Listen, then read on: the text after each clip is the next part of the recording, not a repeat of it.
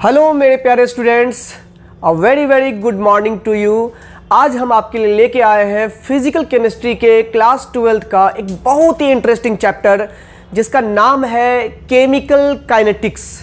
जी हाँ, chemical kinetics बहुत ही interesting chapter है क्योंकि इसमें थ्योरी के साथ मैथमेटिकल टर्म्स भी बहुत सारे आपके पास आएंगे जिनके न्यूमेरिकल्स को करके आप इतने फ्री हो जाओगे, इतने फ्री माइंड हो जाओगे कि लगेगा कि हाँ, केमिस्ट्री में भी कुछ फिजिक्स जैसा टेक्नोलॉजी है, केमिस्ट्री में भी कुछ मैथमेटिकल टर्म्स होते हैं। मतलब बहुत ही प्यारा चैप्टर है ये, आपको अच्छे से समझ में आएगा। और यूँ समझ लीजिए कि अगर आप एग्ज़ाम के लिए तैयारी कर रहे हो, नीट के लिए, जेई के लिए तैयारी कर रहे हो, तो बहुत ही अच्छा चैप्टर है ये, जिनसे कि एग्ज़ाम्स में कई सारे क्वेश्चंस पूछे जाते हैं। ठीक है, तो केमिकल काइनेटिक्स जो होता है ना, वो फिजिकल केमिस्ट्री का ऐसा ब्रांच है जिसमें कि हम लोग केमिकल रिएक्शन के बारे में पढ़ते हैं।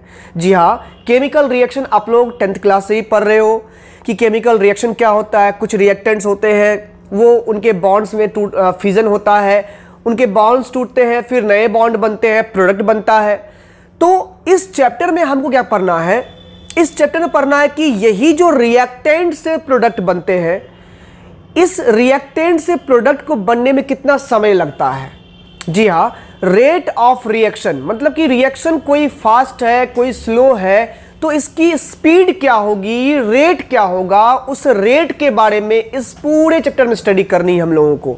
मतलब कि इस पूरे चैप्टर में हम लोगों को पढ़ना है rate of reaction, mechanism of reaction. ठीक है, इन सारी चीज़ों की स्टडी करनी है, रेट्स के टाइप पढ़ने हैं, और भी रास्ते में बहुत सारे प्यारे प्यारे टर्म्स मिलेंगे जिनको कि हमें स्टडी करना है। तो आइए हम लोग एक प्यारा सा हेडलाइन दे देते हैं। आप भी नोट्स निकाल लीजिए, कॉपी निकाल लीजिए, कलम निकाल लीजिए और नोट करते जाना है, तब जाकर के क्लियर होते जाएगा। नहीं तो यहाँ देखोगे कुछ देर तक याद रहेगा, फिर चला दिए, ये तो क्लास का वीडियो है, थोड़ा स्लाइड कर दिए तो आ गया तुरंत ही एक वीडियो, एकदम मज़ेदार वीडियो आ गया पबजी वाला, एकदम देखना शुरू कर दिए, फिर माइंड से निकल गया। नहीं, कॉपी कलम लीजिए और नोट करना शुरू कर दीजिए। तो हम लोग का ये प्यारा सा टर्म आ रहा है chemical kinetics. Chemical kinetics, chemical word तो आप परिचित है, जहाँ केमिस्ट्री है वही केमिकल है। मतलब कि केमिकल वर्ड से हम लोगों को समझ में आता है केमिकल रिएक्शन, केमिकल रिएक्शन। और काइनेटिक्स जो यहाँ पर मीनिंग लेके आया हुआ है, काइनेटिक्स जो इसका मतलब होता है मोशन। काइनेटिक्स का मतलब क्या होता है? मोशन होता है। मोशन मतलब कि कोई रिएक्शन कैसे चल रही है, दैट मीन्स कोई रिएक्शन ऐसा नहीं कि यहाँ पर रिएक्शन इस सिस्टम में हो रहा है तो ये सिस्टम भागने लगता है, इसका मोशन नहीं। इस रिएक्शन में जो रिएक्टेंट हमारा प्रोडक्ट में कन्वर्ट हो रहे हैं, तो रिएक्टिंग स्पीसीज जो है वो जो टकरा रहे हैं और प्रोडक्ट फॉर्म कर रहे हैं, वो फॉर्मेशन में क्या टाइम लग रहा है। मतलब कि हमारा रिएक्टेंट जो प्रोडक्ट की ओर जा रहा है उसमें उसकी मोशन क्या है, उसमें प्रोडक्ट फॉर्मेशन की गति क्या है, उस गति के बारे में हम लोग को पढ़ना है। मतलब कि यहां पर काइनेटिक्स का मतलब हो गया क्या चीज? Motion, motion of particles, motion of reactant particles.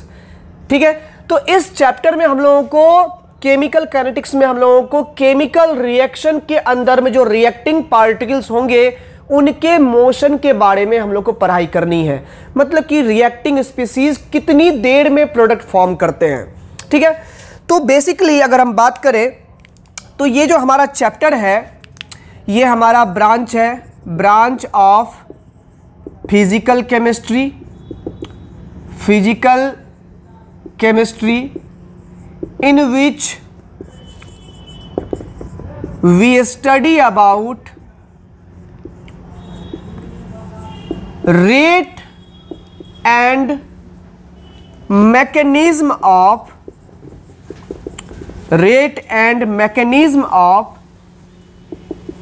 chemical reaction, कि जो हमारे पास केमिकल रिएक्शन होंगे उनके रेट क्या होंगे, रेट भी पढ़ना है, और साथ ही साथ मैकेनिज्म, यानी कि कोई केमिकल रिएक्शन जो में रिएक्टेंट जो प्रोडक्ट में कन्वर्ट होता है उसमें मैकेनिज्म क्या है, कैसे रिएक्टेंट रिएक्टिंग स्पीसीज अपने आप में डिफ्यूजन करके, अपने आप में एक क्लीवेज करके जो है कैसे प्रोडक्ट फॉर्म कर रहे हैं, उस मैकेनिज्म को भी समझना है। ठीक है, अगर हम बात करेंगे यहां पर तो हमारे लिए मेनली स्टडी का जो पॉइंट रहेगा वो पहला पॉइंट रहेगा हमारा रेट ऑफ रिएक्शन। ये मेन पॉइंट हो गया, शॉर्ट में इसको ROR लिख सकते हैं, रेट ऑफ रिएक्शन, ठीक है। फिर हम लोग पढ़ेंगे इसमें कि रेट को कौन कौन से फैक्टर्स इफेक्ट करते हैं, मतलब factors which affect the rate of reaction. फिर पढ़ेंगे हम लोग रेट लॉ के बारे में समझेंगे। ये रेट लॉ के बारे में तब पढ़ेंगे जब हम लोग फैक्टर्स में पढ़ेंगे कंसंट्रेशन टर्म को। फैक्टर्स में मेनली दो टर्म आएगा आपके पास कि टेम्परेचर रेट ऑफ रिएक्शन को अफेक्ट करता है, और टेम्परेचर के सेंस में जब हम जाएंगे तो वहां पर आर्हेनियस इक्वेशन पढ़ेंगे। मतलब कि रेट ऑफ रिएक्शन को अफेक्ट करने वाले फैक्टर्स में जब हम लोग टेम्परेचर की बात करेंगे तो यहां पर हमारे पास आएगा आर्हेनियस इक्वेशन आएगा, जिसको हम लोग पढ़ेंगे, प्रूफ भी करेंगे, और इनके क्या एप्लीकेशंस है, कैसे न्यूमेरिकल्स बनता है इस पर, उनके बारे में भी बात करेंगे।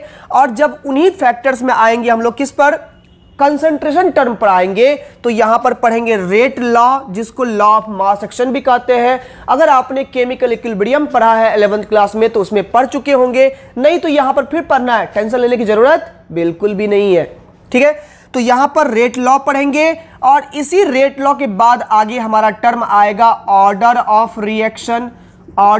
रिएक्शन। ये भी बहुत ही इंपॉर्टेंट टर्म है, इसमें भी बहुत सारे कैलकुलेशंस है, इसको पढ़ना है। ऑर्डर में हम लोग कई सारे ऑर्डर समझेंगे, 0 ऑर्डर पढ़ेंगे, फर्स्ट ऑर्डर पढ़ेंगे, सेकेंड ऑर्डर पढ़ेंगे, nth ऑर्डर तक हम लोग यहां पर स्टडी करने वाले हैं, ठीक है। तो यहां पर बेसिकली ये सारे टर्म्स है, जिसके बाद कुछ छोटे मोटे टर्म्स और होंगे। स्यूडो फर्स्ट ऑर्डर रिएक्शन हम लोग को पढ़ना होगा यहां पर, ठीक है। उसके बाद हम लोग को एक्टिवेशन एनर्जी के बारे में जानना है, थ्रेशोल्ड एनर्जी के बारे में जानना है, बहुत सारे टर्म्स यहां पर पढ़ने के लिए आपको मिलेंगे। तो चलिए हम लोग स्टार्ट करते हैं चैप्टर को, कहां से, तो रेट ऑफ रिएक्शन से स्टार्ट करें। कॉपी कलम ले लिए हो, तैयार हो गए हो, चलिए स्टार्ट करते हैं। तो प्यारे बच्चों, हेडलाइन देना है आपको रेट ऑफ रिएक्शन।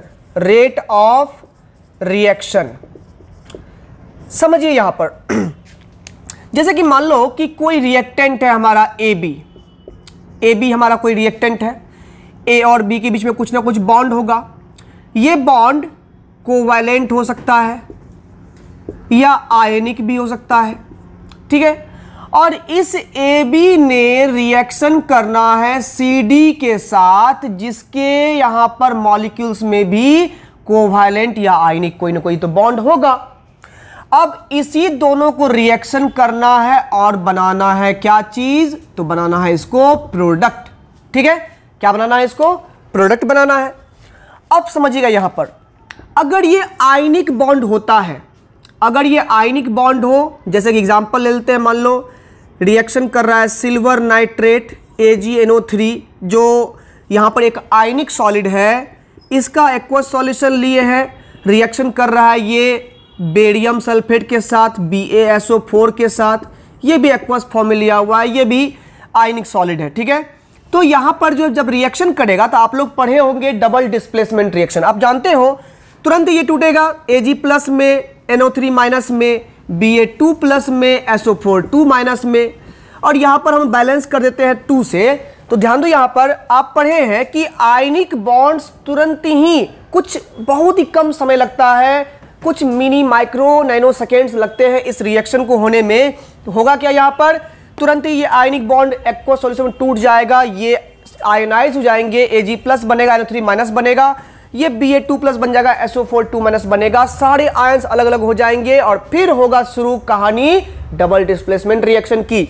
यहां पर ये सल्फेट आयन नाइट्रेट को डिस्प्लेस करेगा, यहां पर ये सिल्वर आयन बेरियम को डिस्प्लेस करेगा। दैट मीन्स ये फॉर्मेशन करेगा सिल्वर सल्फेट का, Ag2SO4 प्लस यहां पर बेरियम नाइट्रेट बनेगा, BaNO3 यहां पर ये दो कंपाउंड्स यहां पर बन जाएंगे।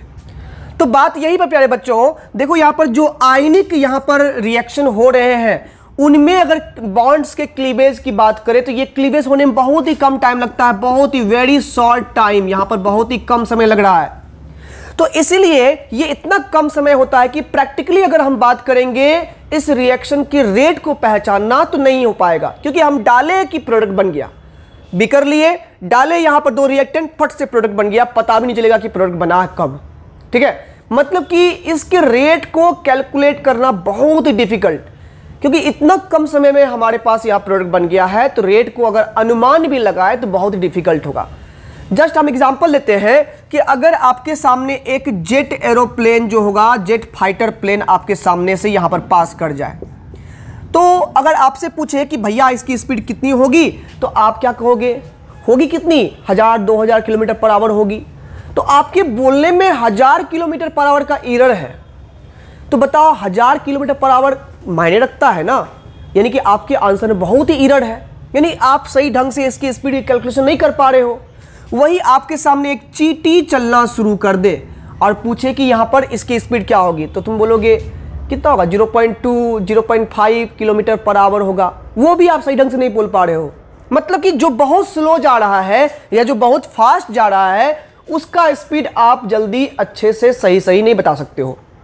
लेकिन अगर बात करें कोई मॉडरेट स्पीड से चल रहा है, मान लो कि कोई बाइक चल रहा है या कोई साइकिल चला रहा है, तो आराम से बोल दोगे कि 8-10 किलोमीटर पर आवर यहां पर साइकिल की रफ्तार होगी, या बोलोगे 50-55 किलोमीटर पर आवर कोई बाइक की रफ्तार होगी। तो आपके बोलने में कुछ ना कुछ श्योरिटी है, यहां पर थोड़ा सा एरर है। एरर तो हर जगह ही होता है, आप जानते हो कि साइंस का जब भी कैलकुलेशन करते हैं तो एरर इन द मेजरमेंट हम लोग पढ़ते ही हैं, मेजरमेंट में तो एरर आती है, लेकिन यहां पर कम एरर आ रही है। जो मॉडरेट स्पीड के चीज होते हैं, जो मॉडरेट स्पीड में जो मूव करते हैं, वहां पर उसके स्पीड के कैलकुलेशन में हमें कम एरर मिलता है, तो वहां पर वो ज्यादा करेक्ट बोला जाता है उस चीज को। तो यही बात है कि हमारे पास में रिएक्शंस कई सारे तरह के होते हैं, जैसे कि यहां पर ये आयनिक रिएक्शन है। ये आयनिक रिएक्शन बहुत ही शॉर्ट टाइम में होता है, मतलब बहुत ही फास्ट होता है। दैट मीन्स ये हमारा जो स्टेप है, रिएक्शन है, ये वेरी फास्ट है, और वेरी फास्ट रिएक्शन के रेट का अनुमान लगाना ये इम्पॉसिबल है। That means rate of reaction, जो भी आयनिक रिएक्शन होंगे, कांट बी डिटरमाइंड, यानी कि आयनिक रिएक्शन के रेट को डिटरमाइन हम लोग नहीं कर सकते हैं, क्योंकि वो बहुत ही फास्ट रिएक्शन होता है। ठीक है, वही अगर बात करें हम, अगर हम बात करेंगे फॉर्मेशन ऑफ कोल, अगर कोयले की फॉर्मेशन की बात करें तो आप जानते ही हो कि जो हमारे पास ट्री होता है, ये जो हमारे पास ट्री होता है, इनके फॉसिल्स को कोल में कन्वर्ट होने में मिलियंस ऑफ ईयर्स लग जाते हैं, मिलियंस ऑफ ईयर्स लग जाते हैं। मतलब ये बहुत ही स्लो प्रोसेस होता है। जैसे कि अगर आयरन के रस्टिंग की बात करें, आयरन के रस्टिंग की बात करें, ये भी प्रोसेस कई साल ले लेते हैं, कई समय ले लेते हैं, मतलब बहुत दिन ले लेता है समय।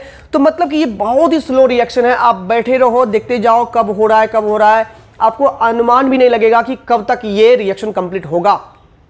दैट मीन्स ये रिएक्शंस इतने स्लो है कि इनके भी रेट को डिटरमाइन करना हम लोग के लिए बहुत ही डिफिकल्ट है। यानी कि ऐसे रिएक्शंस के भी रेट को डिटरमाइन हम लोग नहीं कर सकते हैं। यहां पर भी हम लोग लिखेंगे rate of reaction can't be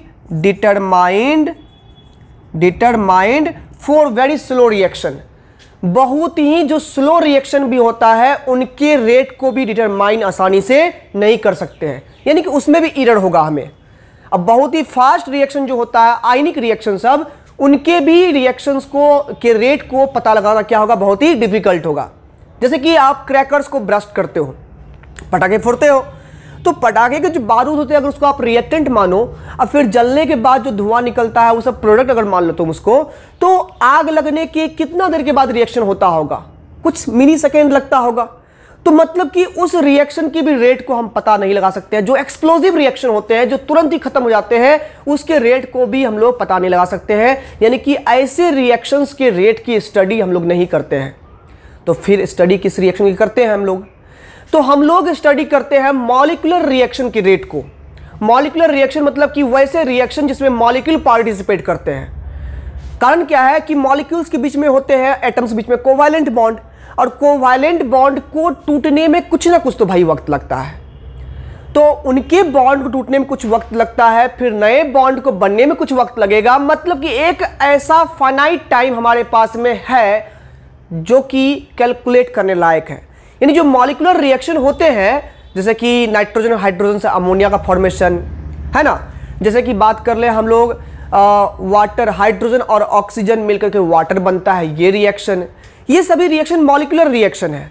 ये सभी रिएक्शन को होने में कुछ ना कुछ वक्त लगता है, ना ही बहुत ज़्यादा ना ही बहुत कम, एक मॉडरेट टाइम लगता है। तो जो मॉडरेट रेट के रिएक्शन होते हैं उस रिएक्शन के रेट को ही कैलकुलेट हम लोग केवल कर सकते हैं। समझे बात को? ऐसे रिएक्शंस मॉलिक्यूलर रिएक्शन कहलाते हैं। तो हम लोग इस पूरे केमिकल काइनेटिक्स में मॉलिक्यूलर रिएक्शन के बारे में प्यारे बच्चों हम लोग पढ़ने वाले हैं। तो हेलो बच्चों, मेरा नाम है अमन सिंह और आप देख रहे हैं आपका अपना चैनल, प्यारा सा चैनल, क्यूट सा चैनल अमन केमिस्ट्री। तो अगर आप इस चैनल को सब्सक्राइब नहीं किए हैं तो करने नहीं बोलेंगे। अगर अच्छा लगे वीडियो तो लाइक करना, शेयर करना और फिर सब्सक्राइब भी कर देना, ठीक है। तो फिर हम लोग आगे बढ़ते हैं, मॉडरेट रेट के रिएक्शन का एग्जांपल लेते हैं और फिर आगे बढ़ते हैं केमिकल काइनेटिक्स के अगले छोर पर कि क्या होगा आगे।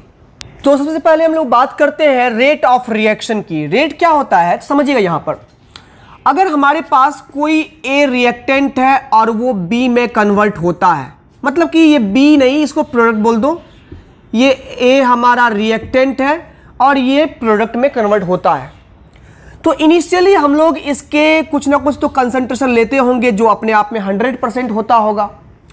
2 मोल पर लीटर, 5 मोल पर लीटर, कुछ ना कुछ इसे कंसंट्रेशन आप लेते होंगे।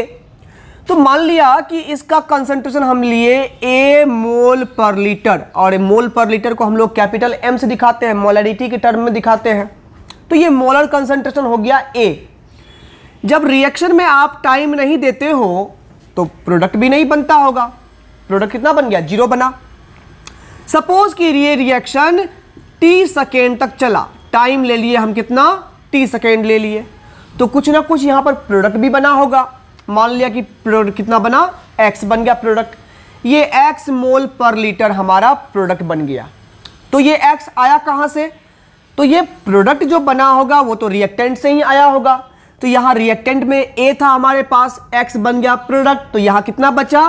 तो यहां बचा a माइनस x मोल पर लीटर, यहां पर हमारे पास रिएक्टेंट बचा। तो गौर से देखिए, रिएक्टेंट साइड में हमारे कंसंट्रेशन में डिक्रीजमेंट आ रही है और डिक्रीजमेंट आई है x यूनिट से, और प्रोडक्ट साइड में हमारे यहां पर कंसंट्रेशन में इंक्रीजमेंट आई है और वो भी कितनी? x ही यूनिट से। मतलब जिस हिसाब से रिएक्टेंट डिक्रीज करता है उसी हिसाब से प्रोडक्ट क्या करेगा? इंक्रीज करेगा। तो t टाइम में, t सेकेंड में जो रिएक्टेंट या प्रोडक्ट के कंसंट्रेशन में चेंज आ रही है वो कितनी है? x की चेंज है, या x बोलो या यूं समझो। यहां पर अगर हमारे पास इनिशियल कंसंट्रेशन x1 हो, फाइनल कंसंट्रेशन x2 हो, तो चेंजिंग कितने के लिखते हो आप? x2 माइनस x1, जिसको आप लिखते हो डेल्टा x। क्या लिखते हो? डेल्टा x लिखते हो। तो यही मान लेते हैं हम लोग क्या कि t सेकेंड में जो भी कंसंट्रेशन में चेंज आ रही है, चाहे वो रिएक्टेंट में चाहे वो प्रोडक्ट में, वो डेल्टा x है। तो बताइए यहां पर स्पीड जो डिफाइन होती है, किसी का स्पीड, मोशन, किसी की रेट जो डिफाइन होती है वो होती है यूनिट टाइम पर, इकाई समय में। तो बताओ 1 सेकेंड में यानी यूनिट टाइम में यहां पर जो चेंज आएगी कंसंट्रेशन वो कितनी की होगी? तो डेल्टा x बटे यही t सेकेंड टाइम इंटरवल, और टाइम इंटरवल को हम लोग लिख लेते हैं यहां पर डेल्टा t। यानी यूं समझे कि कुछ time interval delta t time interval में डेल्टा x कंसंट्रेशन चेंज हो रहा है, तो यूनिट टाइम में कितना का होगा? Delta x by delta t का चेंज होगा। और यूनिट टाइम में प्यारे बच्चों जो कंसंट्रेशन में चेंज होता है इसी को बोलते हैं रेट ऑफ रिएक्शन। क्या बोलते हैं इसको? रेट ऑफ रिएक्शन बोलते हैं। जहां x क्या है? x है कंसंट्रेशन, ठीक है। x को आप लोग कैपिटल ब्रैकेट में भी डिनोट करते होंगे। मान लो कि आप कंसंट्रेशन ऑफ a लिखते हो तो a का कंसंट्रेशन लोग CA के रूप में भी लिखता है, या XAB लिख सकते हो यहां पर, या फिर कैपिटल ब्रैकेट में हम लोग लिखते हैं किसको? A को। ये भी कहलाता है कंसंट्रेशन ऑफ A। सभी मोलर कंसंट्रेशन है, मतलब मोलरिटी की टर्म में है, ठीक है। तो यहां पर इसको हम लोग delta concentration of A bye delta T भी लिख सकते हैं। यही delta concentration of A bye delta T जो होगा वो रेट ऑफ रिएक्शन को एक्सप्लेन करेगा। केवल हम रिएक्टेंट के ही कंसंट्रेशन में चेंज से नहीं निकाल सकते हैं रेट, प्रोडक्ट के कंसंट्रेशन में चेंज जो हो रहे हैं उससे भी हम लोग रेट पता कर सकते हैं। क्या, जैसे कि यहां पर जितने हिसाब से रेट जिस रेट से ये डिक्रीज हो रहा है उसी रेट से ये इंक्रीज कर रहा है ना, मतलब कि दोनों का रेट क्या है, बराबर है आपस में। रिएक्टेंट के डिक्रीजमेंट का रेट, प्रोडक्ट के इंक्रीजमेंट का रेट क्या है, आपस में बराबर है। तो रेट दोनों ही चीज से हम एक्सप्लेन कर सकते हैं, रिएक्टेंट से भी और प्रोडक्ट से भी। तो यहां पर ध्यान दें, रेट को हम लोग यहां पर एक्सप्लेन करेंगे कैसे। तो रेट को एक्सप्लेन करिएगा, नोट करिएगा आप लोग भी। The change in the concentration of reactant or product in unit time is called the rate of reaction। मतलब कि यूनिट टाइम में, इकाई समय में, एक सेकेंड में, एक घंटे में, एक मिनट में, एक दिन में, एक साल में, यानी यूनिट टाइम में जो रिएक्शन में कंसंट्रेशन का चेंज होता है, चाहे वो रिएक्टेंट के कंसंट्रेशन का चेंज हो, चाहे वो प्रोडक्ट के कंसंट्रेशन का चेंज हो, उस चेंज को ही हम लोग बोलते हैं उस रिएक्शन का रेट। ठीक है, तो यहां पर हम लोग लिख सकते हैं रेट ऑफ रिएक्शन बराबर delta x by delta t. यानी delta x by delta t हो गया क्या, डेल्टा एक्स हो गया total change in concentration, total change in concentration, और डेल्टा टी क्या हो गया, टाइम टेकन, कि कितना टाइम लिया कंसंट्रेशन को चेंज होने में। यही फॉर्मूला हो गया रेट का। समझ लिए बात को, क्लियर है यहां तक। अब देखो यहां पर टोटल चेंज इन कंसंट्रेशन की बात करें तो ये चेंज रिएक्टेंट के लिए निगेटिव होगा, क्योंकि रिएक्टेंट में क्या होता है, अगर हम रेट के चेंज को x2 माइनस x1 लिखते हैं तो आप जान रहे हो कि रिएक्टेंट घट रहा है, मतलब कि रिएक्टेंट के केस में x1 से कम है x2 का मान। नहीं, पहले ज्यादा था यहां पर कंसंट्रेशन, अब क्या हो गया, घट गया ना, तो यहां पर ये चेंज क्या होगा, निगेटिव होगा। और प्रोडक्ट की बात करें तो यहां पर क्या है, x2 माइनस x1 चेंज अगर लिखते हैं तो प्रोडक्ट में x2 का मान ज्यादा है x1 से, तो यहां पर अगर देखें गौर से तो x2 ज्यादा है, x1 कम है, तो रेट क्या होगा, यहां पर पॉजिटिव होगा। अब एक बात हमेशा याद रखिएगा, जब भी रेट निकाला जाता है तो किसी भी चीज का स्पीड सुने हो, -5 किलोमीटर पर आवर, नहीं सुने होंगे। यानी कि स्पीड हो या रेट हो, ये कभी भी, या डिफरेंस हो, ये कभी भी निगेटिव नहीं होता, ये ऑलवेज क्या होते हैं, पॉजिटिव होते हैं। तो इस चीज को पॉजिटिव बनाने के लिए देखो यहां पर रिएक्टेंट में जो डेल्टा एक्स आएगा वो निगेटिव हो जाएगा। अब इस निगेटिव को पॉजिटिव बनाने के लिए एक साइन यहां निगेटिव से डिनोट कर दिया जाता है। वही अगर प्रोडक्ट रहता है तो उसमें तो डेल्टा एक्स ऑलरेडी पॉजिटिव होगा, तो यहां उसके लिए साइन क्या हो जाएगा, प्लस हो जाएगा। यानी कि plus delta x by delta t हो जाएगा प्रोडक्ट के लिए रेट ऑफ रिएक्शन, और minus delta x by delta t हो जाएगा तब जब हम रिएक्टेंट के कंसंट्रेशन से निकालते होंगे रेट ऑफ रिएक्शन।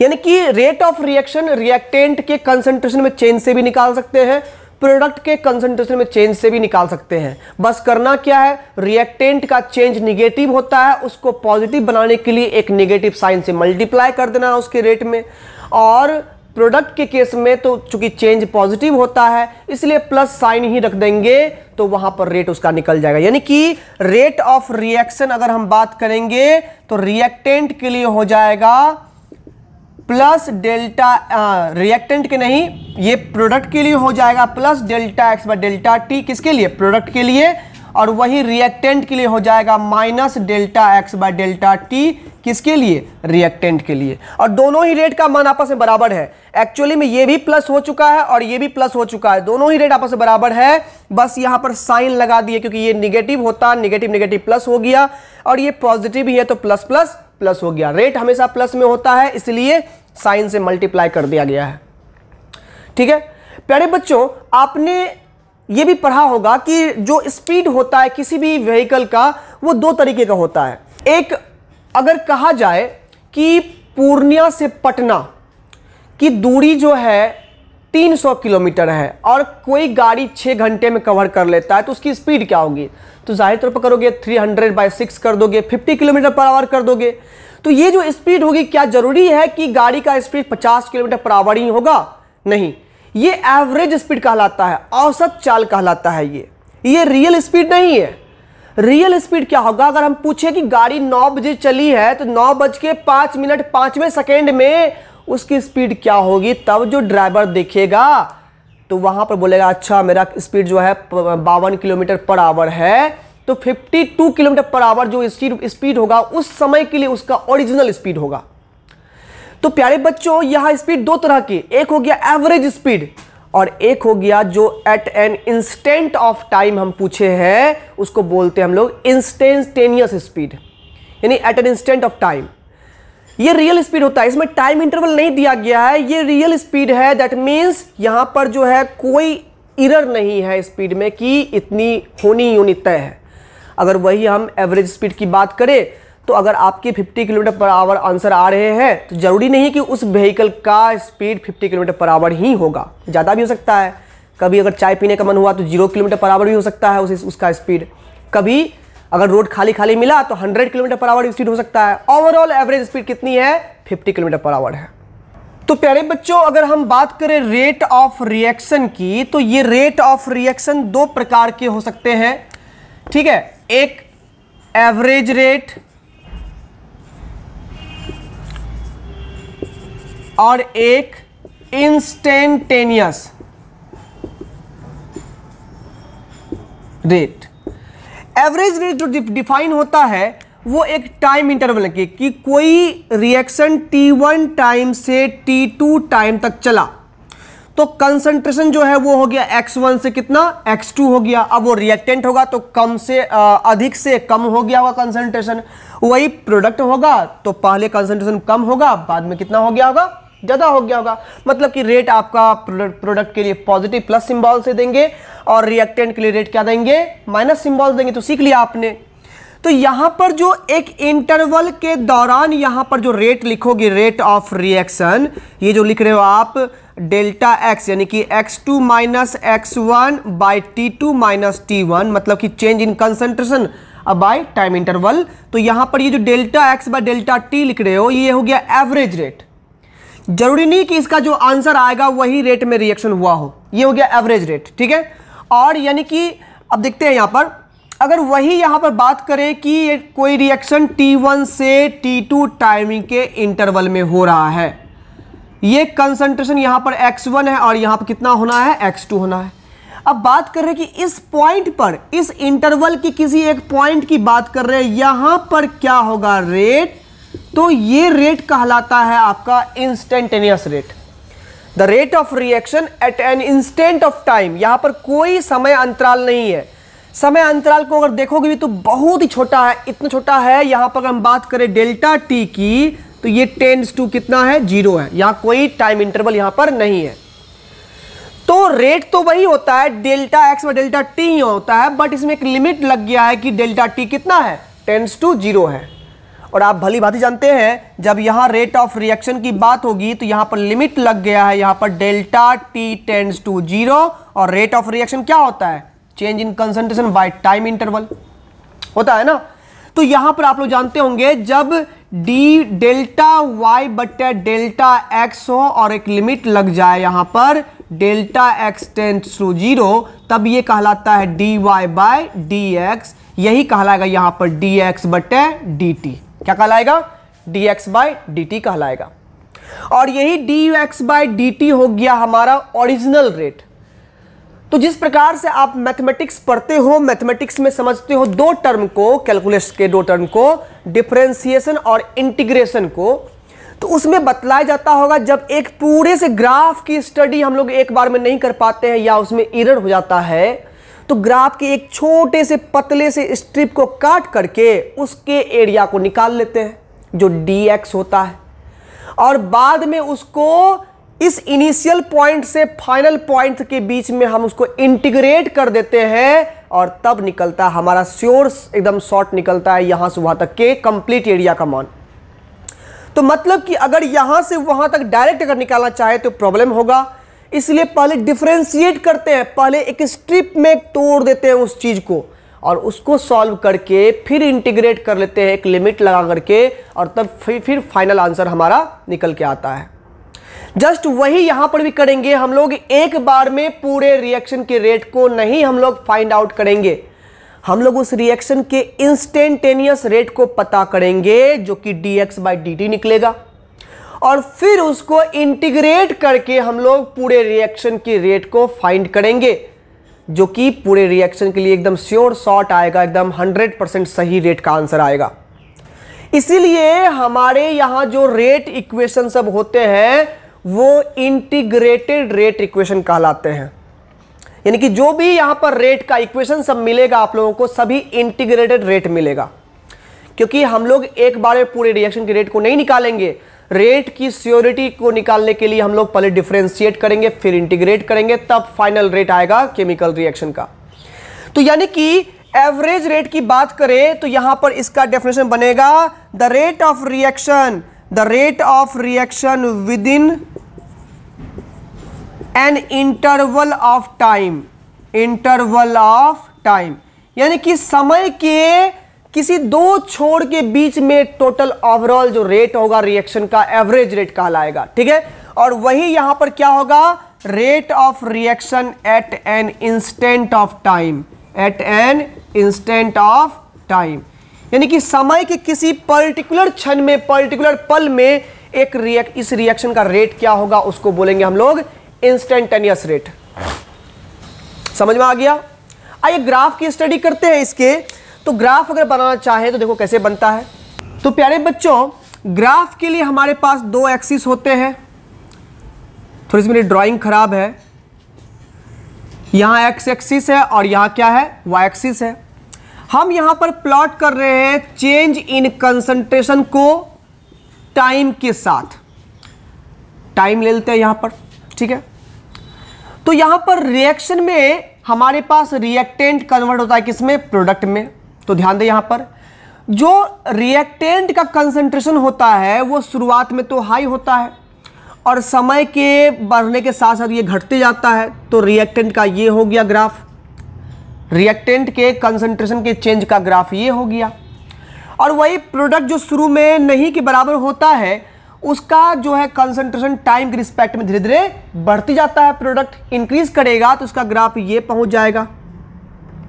तो हमको एक ग्राफ से मतलब इसलिए इस डॉट डॉट में लिए है, ये हो गया कंसंट्रेशन ऑफ प्रोडक्ट का graph delta P bye delta T, ये हो गया delta reactant bye delta T, माने कंसंट्रेशन ऑफ रिएक्टेंट में चेंज हो रहा है टाइम के रिस्पेक्ट में, यहां कंसंट्रेशन ऑफ प्रोडक्ट में चेंज हो रहा है टाइम के रिस्पेक्ट में, दोनों ग्राफ दिखा दिए। ठीक है, तो यहां पर देखिए, मान लिया कि एक पर्टिकुलर टाइम ले लिया, यहां पर t1 टाइम ले लिया, देखा जाए यहां पर मान लीजिए यहां पर टाइम ले लिया हम t1 और यहां पर टाइम ले लिया t2। ठीक है, t1 टाइम पर रिएक्टेंट का ग्राफ को आप देखिए, ये यहां पर है।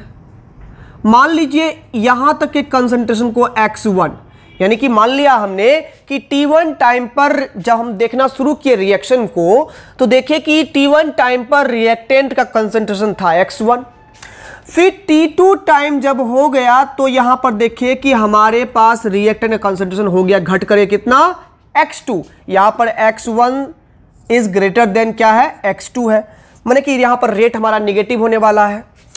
तो हमारा जो ये वाला पोर्शन है यहां से लेकर के यहां तक का जो ग्राफ है इसके बीच में आपको रेट पूछा जाएगा, मतलब कि ये ए पॉइंट से बी पॉइंट के बीच का जो ये ग्राफ है यहां तक आपको रेट अगर पूछा जाए तो रेट कैसे निकालोगे, यहां से एवरेज रेट निकलेगा, एवरेज रेट बराबर निकल जाएगा टोटल चेंज कितना का हुआ है, तो चेंज हुआ है x1 माइनस x2, वैसे तो करते हैं हम लोग final minus initial, x2 minus x1, लेकिन ये निगेटिव आएगा इसलिए साइन क्या लगा दिए, यहां पर माइनस लगा दिए पहले से ताकि चेंज हमारा पॉजिटिव आ जाए।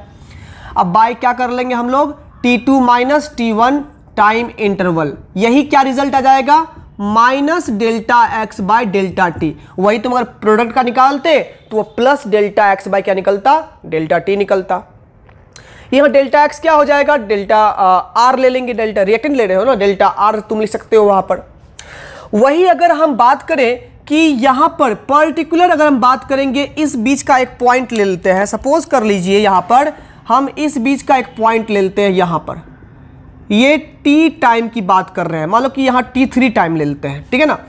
हम बोलेंगे t3 टाइम यानी कि t3 के पर्टिकुलर टाइम पर, इस टाइम पर हमारे रिएक्शन का रेट क्या है ये बताओ। तो यहां पर हमने चूंकि एक पर्टिकुलर पॉइंट पर रेट पूछा है, इसलिए इस रेट को हम क्या बोलेंगे, इंस्टेंटेनियस रेट बोलेंगे। अब ध्यान दें, यहां पर इंस्टेंटेनियस रेट को निकालने के लिए मान लो कि यहां पर हम देख रहे हैं कि कोई यहां पर पॉइंट नहीं है, बट अगर माइक्रोस्कोपिक स्टडी करें तो इसमें भी कुछ ना कुछ आपको चौड़ाई दिखेगा, यहां पर भी चौड़ाई दिखेगा।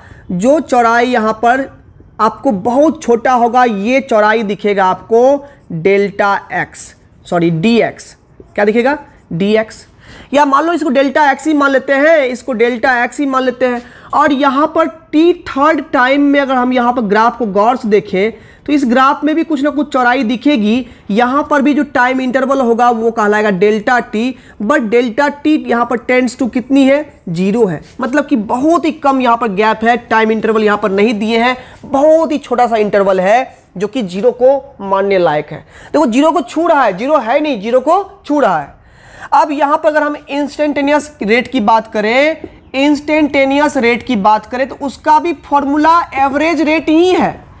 एवरेज रेट का जो फॉर्मूला है वही इंस्टेंटेनियस रेट का भी फॉर्मूला है, बस अंतर इसमें क्या है, इसमें लिमिट लग गया डेल्टा टी टेंड्स टू 0।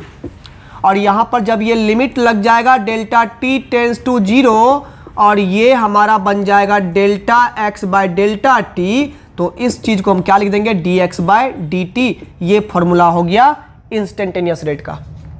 समझे बात को, ये फॉर्मूला किसका हो गया, इंस्टेंटेनियस रेट का। और पूरे केमिकल काइनेटिक्स में हम लोग इंस्टेंटेनियस रेट की ही बात करेंगे, इसी से रेट फाइंड आउट करेंगे और बाद में इस छोटे से इंटरवल के टाइम को निकाल करके यानी कि रेट को डिफरेंशिएट करेंगे।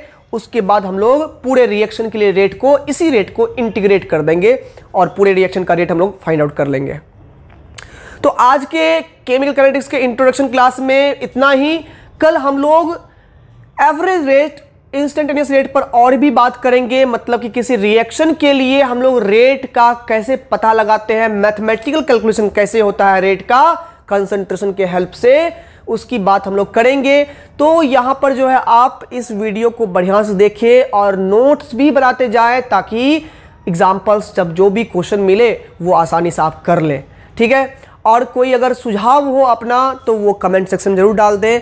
वादा करते हैं आपसे कि जो अच्छा कमेंट होगा, जो कमेंट इस चैनल के लिए वैल्यूएबल होगा, उसको हम पिन कर देंगे। समझे बात को। तो मिलते हैं हम लोग अगले क्लास में। अगर वीडियो अच्छा लगे तो इसको सब्सक्राइब जरूर कर लीजिएगा चैनल को। तो कल की क्लास में लोग मिलते हैं एक नए उम्मीद के साथ, नई एनर्जी के साथ। तब तक के लिए बाय स्टूडेंट्स।